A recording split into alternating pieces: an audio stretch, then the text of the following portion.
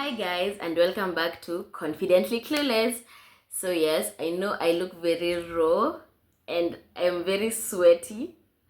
Aki niko Mombasa and this heat is not for me. Oh my god, that is seka.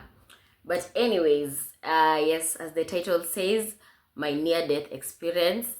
Well, it's not something to smile about, but to thank God that we are alive and we're safe and we're healthy, and that's all that matters, and we're happy, So yeah, if you're new to the channel, please subscribe, like, share, comment, and tell us your story. Have you been in such a situation? Have you been in a traumatic situation? And given the recent deaths that have been occurring, like accidents and all that, imenifanya pia mimi ni peane story yangu, like my story. So yeah, because it's been this much imekuwa like, I don't know, accidents, people are dying, famous people are dying, and ikanifanya pia mimi nitake kupeana my story. So story time, definitely. Anytime you see me alone and I'm not with Ndano, it's definitely story time. So this was back in 2022, and it was like 14 or 12 days to my birthday.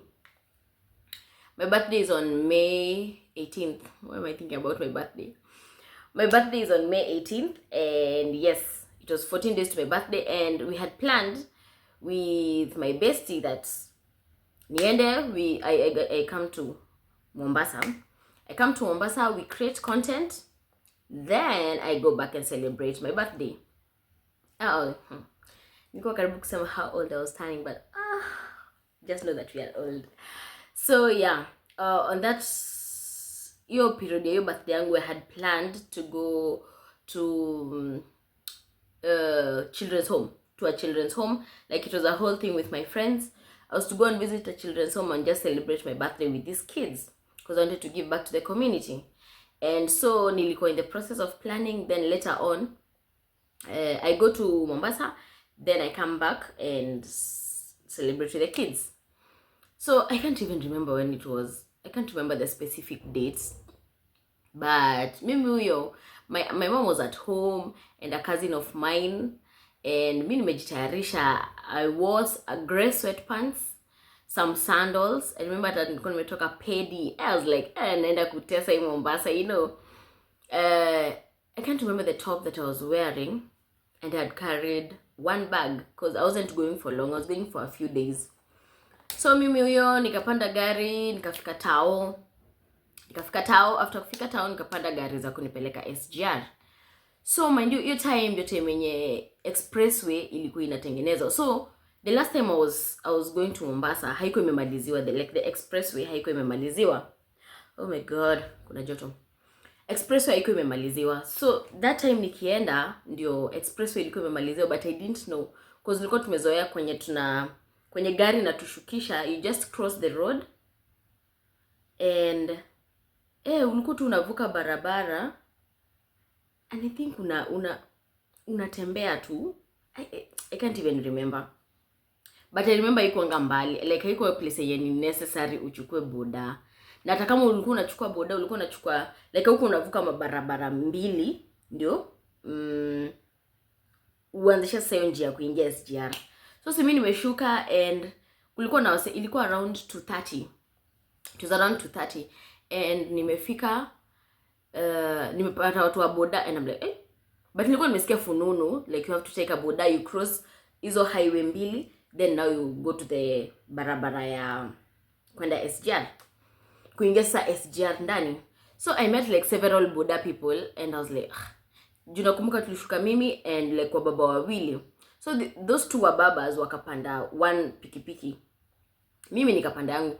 Nilienda kwa boy fulani, nilienda kwa the first person, nikamuuliza ni ngapi? Akaniambia it's 200 bob, and I'm like 200 bob, please it kuna lipa at most, so na ni hapa tu. Ako like madam, unajua nini. Mind you, it was 2:30, and my train ilikuwa inatoka 3, so I was like I'm in a hurry. Nikaenda kwa boy mwingine, akaniambia the same. Nikaona sasa hapa nitashinda hapa, nikaona acha tu nipande. I had two bags, one kwa mgongo na ingine nilikuwa nimebeba na I think na mkono. No, ilikuwa like akapass na bag sasa ya mgongo, like a backpack. So sisi hao tukaanza safari. Of course tumevuka highway. I was very paranoid. The other thing, it was drizzling. Kulikuwa kumeanza kudrizzle kidogo tu. So zile tumevuka barabara ya kwanza, then ya pili, then sasa tukaingia kwa hiyo njia ya SGR. Tell me why. Boys alikuwa anaenda ni kama tumeambiwa nini inaitwaje, gate ya binguni inafungwa.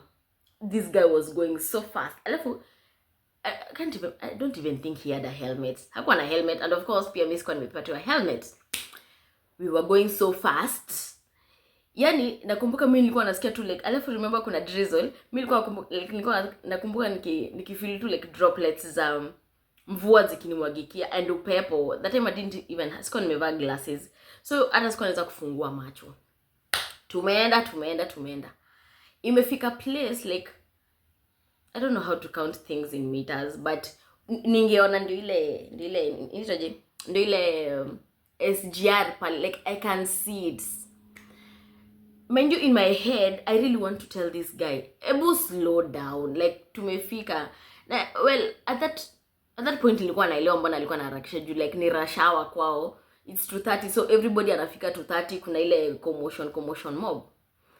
Ndio ile mimi naona ndio ile SGR pale. Trust me you, the next thing I had, the next thing I remember is that mimi nilisikia kama gari kubwa imepiga brakes.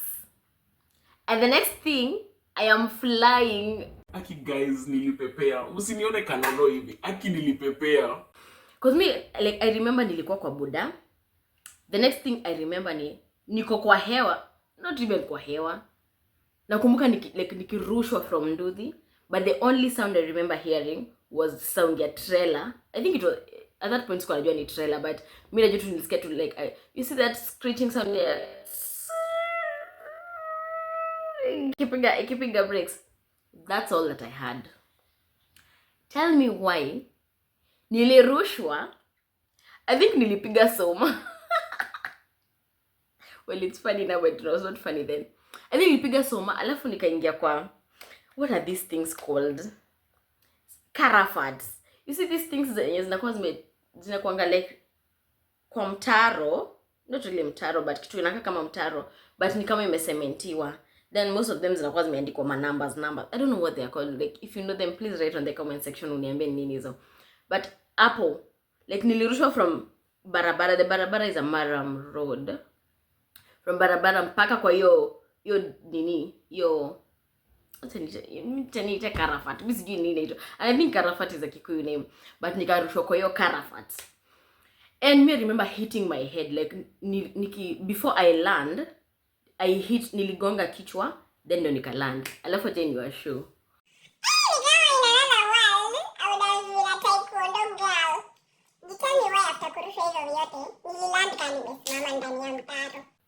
Like it's because I'm short. I don't know. But I remember nili-roll. I remember nili-gara-gara. Like if you know, nili-roll. I hit my head. Then nika-land. Like nika-land nikiwa nimesimama. Alafu you know, I'm short. I'm like 4'9" or 4'10". So then nikiwa ndani ya Carafat, you could only see like my head. Ama mpaka hapa. That is what you could see. That's like mimi nakumbuka tu nimeland. I'm shaking. Like I don't even know what's happening. Like nilikuwa nasikia but sikuwa nasikia. Like I was in shock. So mimi nimesimama tu hivi, I'm like, what the hell has happened? Then I think sasa like after shock imeanzisha ku reduce kidogo tu, ndio nikaanza ku realize where I'm at, because honestly after nimeland I didn't know even what was happening. So after kuangalia ndio naona umse wa Nduthi. Sasa ndio naona like it was like a big trailer kiko mbele ya like Nduthi iko hapa and the trailer is like some meters away. Ndio inanihit. So the trailer was, I think tulikuwa tunaenda hivi, then the trailer ilikuwa inakuja hivi. I guess so. Honestly mpaka sai I can't even tell you what was happening. So ndio nikaanzia kuona nikaona mse wa Nduthi na mse wa trailer wana argue. Then I had like one, you remember nikiwaambia like nikipanda Nduthi there were some two wa babas wenye walipanda kwa Nduthi moja. So I had one of the guys saying, nyinyi mko hapa mna piga kelele, mnagombana na hata mjui kama mtoto wenyewe ako alive. Then they can hit, oh, ni mimi, I'm the mtoto wenyewe. And well, I'm alive, but still like sielewi nini inaendelea. So these two guys came. Mind you, my legs are shaking. You remember like the way we were saying kwa nini? Kwa composition, feeble legs. My legs were shaking. I was like, what happened? What just happened? So our baba wawili wakakam, wakaniuliza, madam, uko sawa? Namwambia akanambia wacha tukusaidie kutoka. Mimi anasikuwa nimerealize hiyo time niko ndani ya kimtaro. Bag yangu sijui nilirushwa wapi. Another guy ndo sasa after an accident not huanzisha kukuja. Like commotion inaanzisha kukua. So they tried to lift me. Guys, if you know me and you know I'm a kanono, mimi ni mzito. Baba ile alishinda kuniinua. Mind you, hiyo time sina hata nguvu ya kujiinua. Yes, nimesimama but sina nguvu ile ya kujiinua, like uko a bit mraisi ndio watu waweze kuchukua. Baba ile waka like ati wakaniambia try kuinuka kidogo. Then like another man came, ndio sawa kaniinua because I didn't even have the strength. My legs zilikuwa tu hivi. Iko tu hivi zina shake tu. And your time, so after nimetoka ndo na realize niko na sandal moja. Ingine ilitoka. Like I have one, hiyo moja imetoka. Remember I did my pedi. Makucha zangu zimetoka.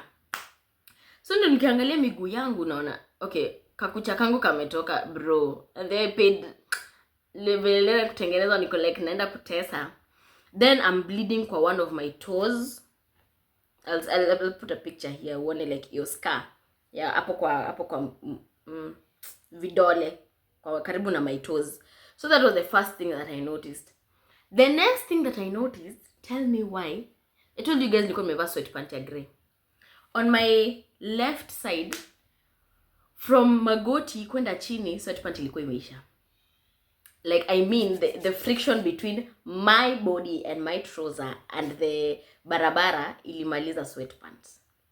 Like from the front part from magoti yangu to pale chini hakukuwa na any. Unaona kama venye mtu anararu, I don't even know how to explain. Siku take picture. But from my knee to kwenda chini sweatpants ilikuwa imeisha. Like the fabric was gone. Like unaona kama nguo ikizeeka venye nakanga ikichaka then ianzishe kuraruka. That is how it was. Mimi naangalia, but mind you, I'm not feeling any pain. I am not feeling any pain. Mimi niko tu bado na process, niko like what? So azayo wakanitoa kwa hiyo ditch, wakanikalisha mahali, wakaniambia madam kaa chini kwanza tujue what next. So anakuja anasema kuniuliza uko sawa? Na mimi niko sawa. So that is when I decided to take the phone to Nico, like, what? Let me call my mom. Alafu hapo ndio ikani hit, what? I am alone. I was just in an accident. Let me call my mom. Hello, mom. I started crying. I don't even know I was crying. I think I was still in shock. Niko like, aki mom, nimekuwa kwa accident. Tumeanguka na pikipiki. Ilikuwa karibu kugongana na trailer. So mimi nimerushwa na mama yako like umeumia. I wasn't feeling any pain. Juu after nimeangalia mguu wangu ndo naona my leg is bleeding. Nimejaa vumbi na matope. Juu hiyo nilikuwa na tumaji tudogo. Nimejaa vumbi na matope. Nikamwambia mama, nimeumia tu mguu, like one side of this trouser imeisha, like imeraruka yote. But I guess I'm okay. Then after that I called nilipigia nani tena? Nikapigia Ndanu. No, kwanza I called my friend Wangeshi. I told her nilikuwa namwambia nitumie do because at that time I knew ningeenda. No, Wangeshi nilimpigia baadaye. After I called my mom, I think I called Wangeshi. I told her nikamwambia nitumie do Because yote mama alikuwa ananiambia, sikuambia mama nitumie pesa ati naenda hosi or something. I just told my mom I'm okay. Then I called Ndanu. I told her, manze nimepata accident, but wacha nifike ndani ya SGR, then I'll tell you what's up. I called Ndanu later on. I can't remember. So hao wazae wakanichukua. Then mapolisi, unajua hapo SGR kuna kuwa na hao I don't know, sijui kama ni polisi ama ni nani. So wakanichukua, I was limping. Nikasaidiwa bag yangu ilikuwa ni ya black but ilikuwa inakaa tu mchanga. Nikasaidiwa tukaingia mpaka SGR. Hiyo time remember ni 2022. 2022 ama 2023. Nimesema ni which year? I can't even remember. I think 2022. So COVID was still there, like not COVID, like people were still wearing mask. So hiyo time bado kwa SGR watu walikuwa wanaambiwa wavae mask. Hey, women will be the end of women. Yani, hey! Mind you, niko na trouser imeraruka. My bag is so dirty. I am so dirty. My hair imejaa tu mchanga. Jua venye niligaragara na kugonga kichwa. Ana ni bahati hata sikuwa na head trauma. Mama naenda saa zingine sikuangi normal. Anyway, nimefika hapo. If you know SGR, like ukiingia, ladies mnaenda mnasachiwa na ladies, then men mnaenda mnasachiwa na men, then you put your bags so that the dogs can sniff, then now you go. If you're printing your ticket or if you're going to wait on the waiting bay, ndo mbod. Mimi nimesimama hapo. So mzae mwenye alikuwa amenibebea bag, that's the best he could do, because haizi kosa ku travel juu ya mtu mwenye ajui. He helped the best that he could. So akaniachia bag hapo. Mimi nimesimama hapo, like mama mwenye anani search namwambia, "Aki, I've been in an accident." Alafu anamwambia, "I've been in an accident. Please allow me to go in. I get a first aid. Nipate any kind of help or first aid. I change. Then nijue kama nitaendelea na safari." Because me in my mind, I knew mimi nilikuwa naendelea na safari. I wasn't feeling any pain. Mimi nilikuwa nataka tu niende ni change, then I continue with my journey. Tell me why this woman aliniambia, "Madam, huwezi ingia hapa bila mask." Namwambia, "Aki, I've been in an accident." Ando ukiangalia pale bado kuna commotion, kuna mapolisi hapo, kuna watu tu, and I was the victim. Please allow me. Hata siingi hata kuboard. Mimi nataka tu kwenda tu washroom, I change, I clean myself up. Ako like, Madam, hapa huwezi ingia bila mask." Let me tell you, Maina, I started crying. Ushailia mbele ya watu. Ushailia mbele ya watu. Alafu, you know, at time it's like 240 ama 250 something. People are rushing. Watu ni wengi. Everybody is looking at me. Alafu, you know, those wishy eyes. Everybody's like, "Wow, aki pole." And wacha nikwambie, hakuna kitu mbaya kama kuambiwa pole. Ukiwa pole, hata kama machozi iko hapa kwa stage itatoka. Na everybody ananiangalia na macho ya huruma. Kila mtu like, "Wewe nini imehappen?" Everybody is asking. Hiyo time nilikuwa scared. Everybody is talking. Nobody is helping me. Tell me why. Nilikaa chini. Like nilikaa chini and I started crying. I'm like, what is this? I can thank God for good guys. I can imagine there's an Uber guy. There's a guy mwenye alienda akaita an Uber guy. Akaambia Uber guy, "Please take this lady to the hospital. I get some help juu." Mimi nilikuwa nimwambia nataka kuendelea na safari. Then ako like, "Hapana madam, huwezi travel kwa hivi. Ndio tujui ni wapi umegongwa na ni wapi umeumia, kama uko na any internal injuries. Please go to the hospital. Yo mambo ya ticket utadili tunayo, like si kitu ya kukufanya lose your life." So this Uber guy, this Uber guy was so nice. Kwenye yako, I really hope God ambariki. Because this Uber guy, I was dirty of course. Na nilikuwa nimevaa like a red flannel. Yeah. Akanitandikia kwa kiti yake. Of course hizi chafua gari yake na hizi niambie nitoe nguo ama ego change. Akanitandikia hiyo cause it wasn't that dirty. Then nikakalia tukakaa. Akanipeleka hebu nisimention hiyo jina ya that hospital, but ni hospital yenye kuna branches mingi in some estate. But sasa nilipelekwa hosi ya Utawala. That hosi inajulikana. Akanifikisha hapo. So mimi niona limp, like I can't wear one sandal because my leg is bleeding. Kule chini kwenye niwambenta wa show nini, my leg is bleeding. My leg pia hapa kwa magoti ina bleed. sina trouser nusu, yani trouser, my left trouser iko halfway, nikaa nimevaa 1.5 trouser. So tumefika, this Uber guy is like, utaweza kutembea peke yako? I go find somewhere to park, then nikam tujue what was up. Hiyo time I called my mom, nikamwambia mom, wacha niende hosi. Mama me freak out. Mama ko like nikuja, niko like mom, kabla utoke kwenye tunaishi uingie Mombasa Road, then ufike mpaka hosi. Let me just go to the hospital in case of anything, nitawaambia. Nimefika hosi. Hiyo hosi, that ka hosi iko mahali kwa stairs. Tell me why our guards, our security guards, it was a lady. Ndio nikikwambia wa mama, akiwa mama, it was a lady. This lady looks at me. Alafu unajua bado I'm attracting a lot of attention because nimejaa vumbi na niko na sandal moja nimeshikilia mkono, ingine nimevaa. I look very dirty. Nimefika hapo, nauliza madam ananiangalia tu, like she's just looking at me, akole so nikaona hapa itabidi nijiongea, niko like naweza saidika wapi, nilikuwa in an accident. Guys, I am bleeding, my leg is bleeding. Okay, si hivyo sana, but you can see blood. Unaona, na nimejaa vumbi. Tell me why this woman tells me panda hapo juu. She's not helping me. And see, ayo time nilikuwa tu mimi na Uber driver ameenda kutafuta parking. Madam aliniambia panda hapo juu, utasaidika huko juu.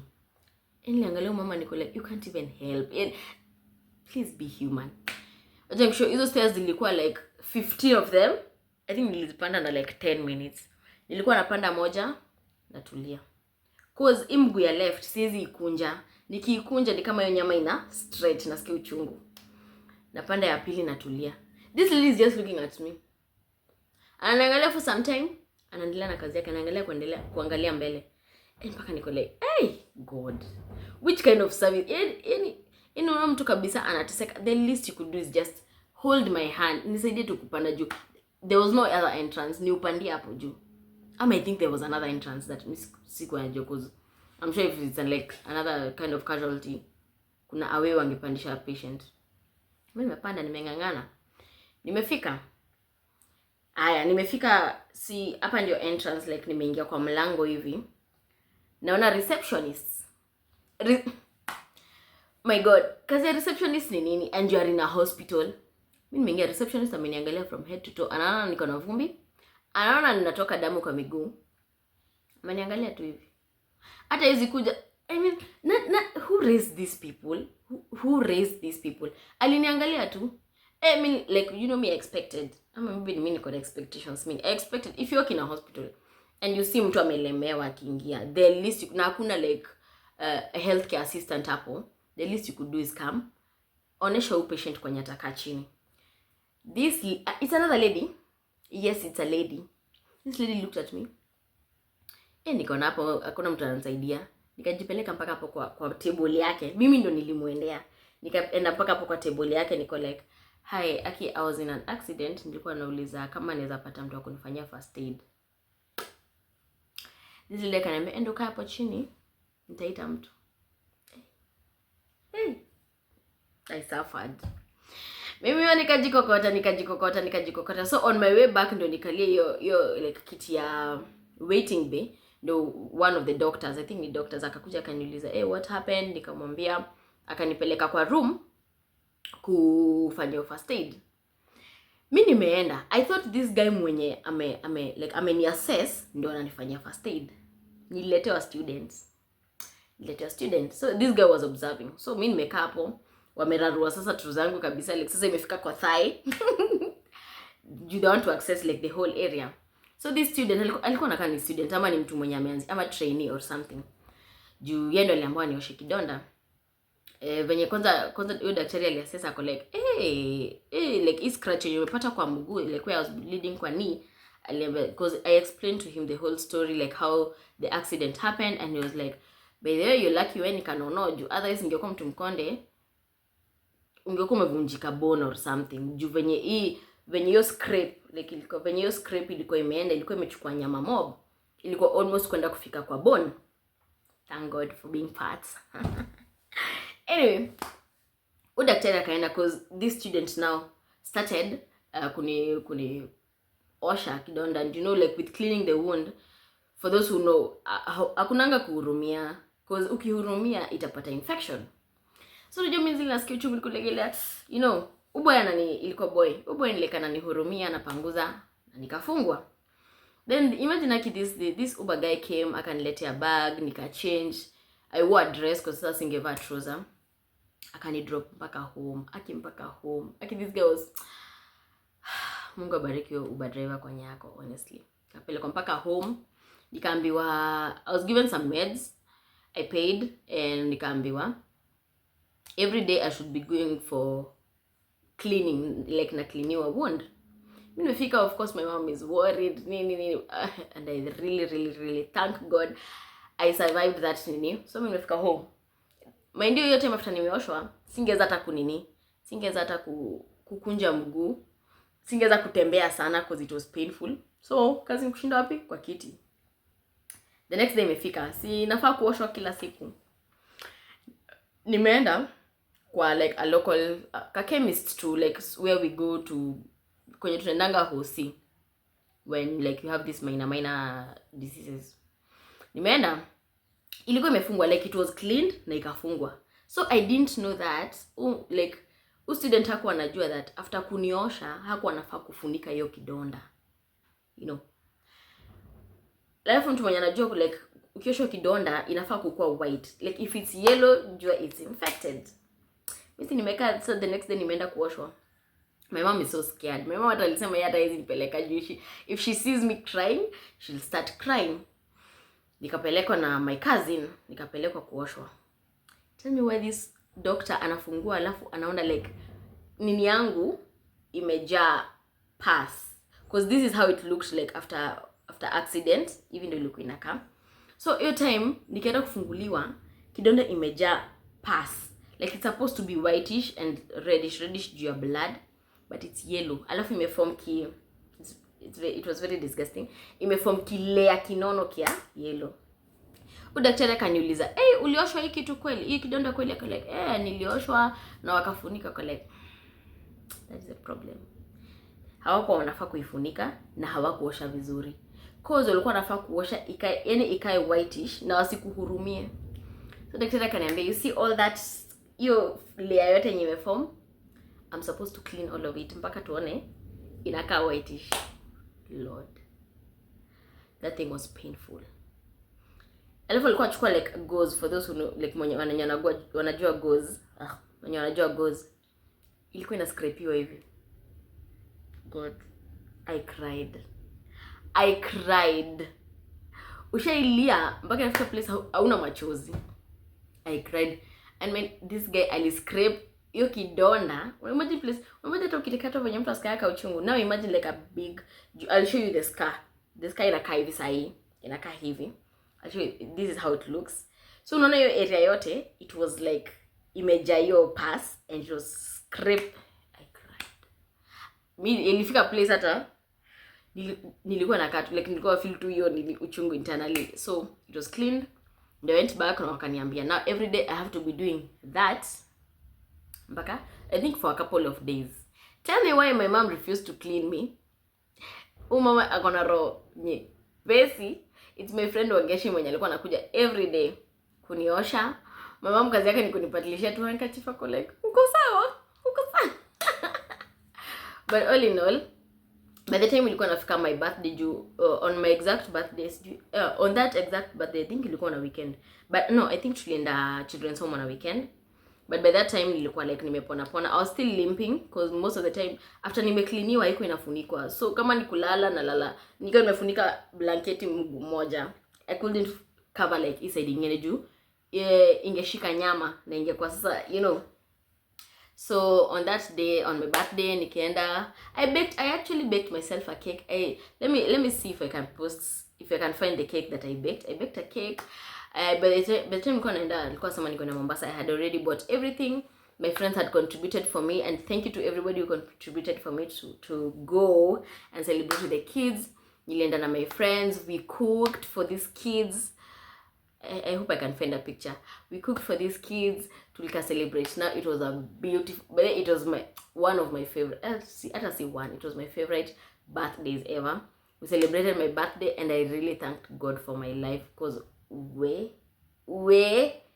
siraisi. So all in all, moral of the story is always thank God. Ukitoka kwa nyumba, please thank God, and mwambia ku protect any means of jote. Nikwambia, this Buddha guys, the way they endesha this Nduthi out here, ni kama they are immortal.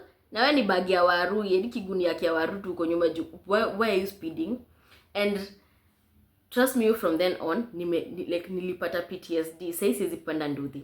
Nikipanda Nduthi, like before nipande, nawaambia sina haraka bro, sina haraka, and I'll speed ya 20. Na kama uko na haraka, please wacha nipande tu pikipiki nyingine, like cause from 2022 mpaka wa leo nikipanda pikipiki na kuangana ile PTSD tu, niko like please. Hata like the same nikikaa Mombasa, every time nikipitia nje ya SGR, naona tu place yenye nilianguka, niko like oh my God, akigai umenitoa mbali Mungu wangu.